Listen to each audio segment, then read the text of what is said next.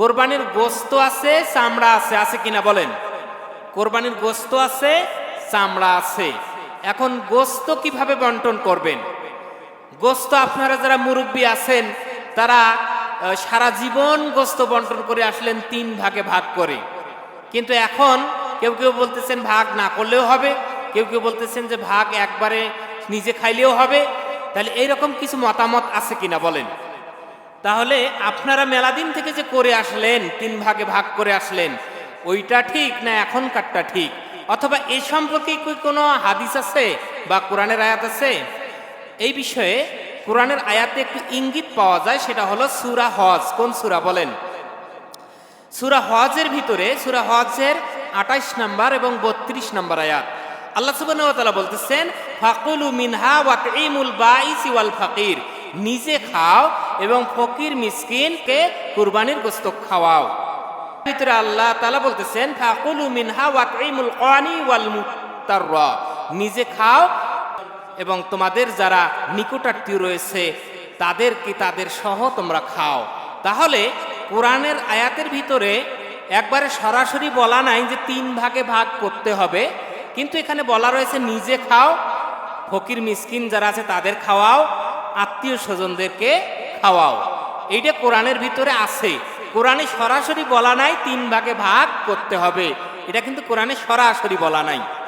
কিন্তু উলামায়ে কেরাম বলেছেন যেহেতু 3টা বিষয় এখানে, 3 ধরনের মানুষকে আল্লাহ তাআলা খাওয়াইতে বলছেন কোরবানির গোশত, সেই ক্ষেত্রে আলেম ওলামা, অধিকাংশ আলেম ওলামা বলেছেন যে 3 ভাগে গোশত ভাগ করাটা মুস্তাহাব। 3 ভাগে গোশত ভাগ করাটা মুস্তাহাব। 1 ভাগ নিজেরা খাওয়া, আরেক ভাগ ফকির মিসকিনদেরকে খাওয়ানো, আরেক ভাগ আত্মীয় স্বজনদেরকে খাওয়ানো। আরেকটি হাদিসের ভিতরে আল্লাহর নবী বলছেন, প্রথমেই নবী সাল্লাল্লাহু আলাইহি ওয়াসাল্লাম যখন কোরবানি করার জন্য সাহাবাদেরকে নির্দেশ দিলেন, তখন সাহাবাদেরকে বলেছেন, হে সাহাবারা, এই যে কোরবানি করতেছে এই কোরবানির গোশত 3 দিনের বেশি রাখবা না। কয়দিন? 3 দিনের বেশি রাখবা না, 3 দিনের মধ্যে খাইতে হবে। আর যতটুকু 3 দিনের মধ্যে খাওয়া সম্ভব এতটুকু রেখে মানুষকে দান করে দাও। এরপরে তার মানে হলো যতটুকু 3 দিনের মধ্যে খাওয়া সম্ভব খাবে, বাকিটুকু দান করবে। তো এরকম যখন অবস্থা চলে আসলো, সাহাবা আজমাইন সেই বছর কোরবানি করে ওই কোরবানির গোশতগুলো যতটুকু খাওয়া সম্ভব 3 দিনের ভিতরে তেনারা খাইছেন এবং বাকিটুকু দান করে দিয়েছেন।